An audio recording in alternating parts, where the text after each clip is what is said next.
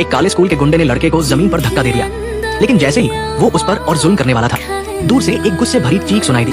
ये एक साहसी लड़की थी जिसने अचानक आकर उस गुंडे की बदमाशी को रोक दिया। धमकियों और डराने के बाद वो काला गुंडा डरकर भाग खड़ा हुआ। इसके बाद वो लड़की कोल के पास गई और उसे प्यार से उठाया। दरअसल वो कोल की छोटी नौकरानी थी। कोल के माता पिता अपने लिए समय निकालने के लिए बाहर गए थे और उन्होंने अपने बेटे के लिए एक आकर्षक नौकरानी को मोटी रकम देकर रखा था।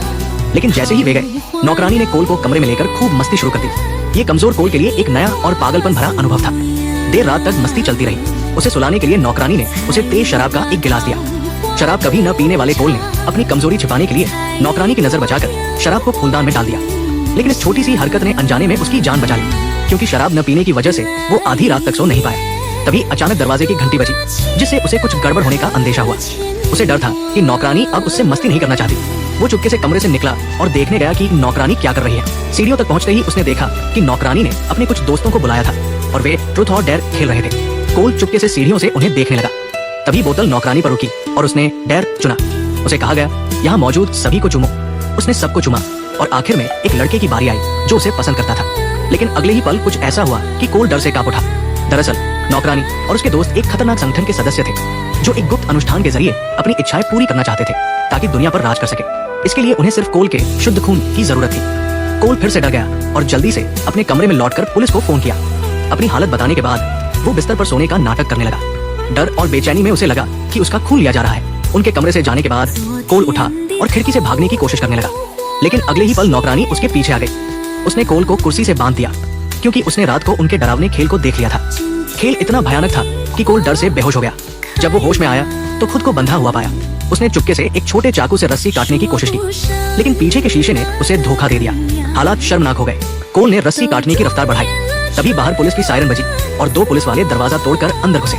एक बलशाली आदमी ने फेंक कर लाठी मारी, जिससे घायल पुलिस वाले ने अंधाधुंध गोली चलाई और पास खड़ी एक गोरी लड़की को लग गई। इससे पहले कि बाकी कुछ समझ पाते, नौकरानी ने पीछे से दूसरे पुलिस वाले को चाकू मार दिया। इस मौके का फायदा उठाकर कोल तेजी से ऊपर भागा, लेकिन पास का एक लड़का उसे पकड़ने के लिए पीछे दौड़ा। वो लड़का वही मारा गया। कोल को अफसोस करने का वक्त नहीं था। वो कमरे में भागा और चादर को खिड़की से बाहर फेंककर दीवार के सहारे नीचे उतरने लगा।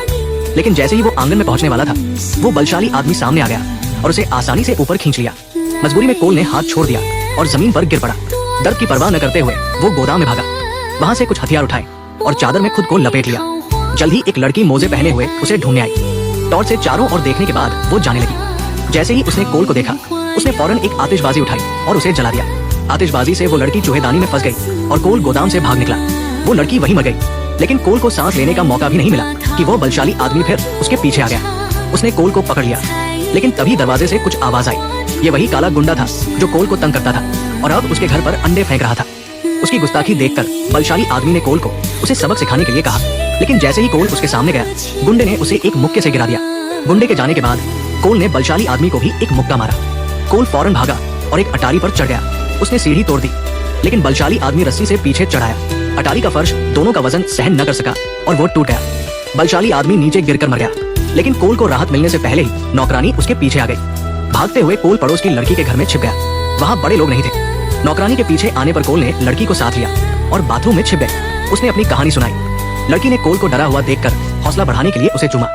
इस चुंबन से कोल में नई ताकत आई। लड़की को बचाने के लिए वो बाहर निकला और अपने घर लौटा, लेकिन वहाँ घायल गोरी लड़की ने उसे जमीन पर पटक दिया। वो चाकू से कोल को मारने वाली थी कि तभी नौकरानी ने उसे रोक लिया। नौकरानी ने शुरू से कोल को मारने का इरादा नहीं किया था, लेकिन उसकी बुरी हरकतों से कोल ने कुछ करने का फैसला किया। उसने मौका देखकर मेज पर रखी उस संगठन की किताब उठाई और जलाने की धमकी दी। नौकरानी डर गई, क्योंकि वह किताब उसकी इच्छाओं को पूरा करने के लिए थी। अगर वो जल जाती तो सब बर्बाद हो जाता। उसने कोल को शांत करने की कोशिश की और वादा किया कि वो उसकी रक्षा करेगी, लेकिन कोल अब उस पर भरोसा नहीं करता था। उसने किताब जला दी और कोने में फेंक दी। नौकरानी आग बुझाने की कोशिश करने लगी, लेकिन कोल ने पड़ोसी की कार उठाई और तेजी से भाग निकला। कार से निकलने पर कोल ने देखा कि नौकरानी कार के नीचे दबी हुई थी और उसकी सांसें थम रही थी। अपनी मजबूत जीवटता से उसने उस बुरे संगठन को खत्म कर दिया और जान बचा ली। इसके साथ ही कहानी खत्म हुई।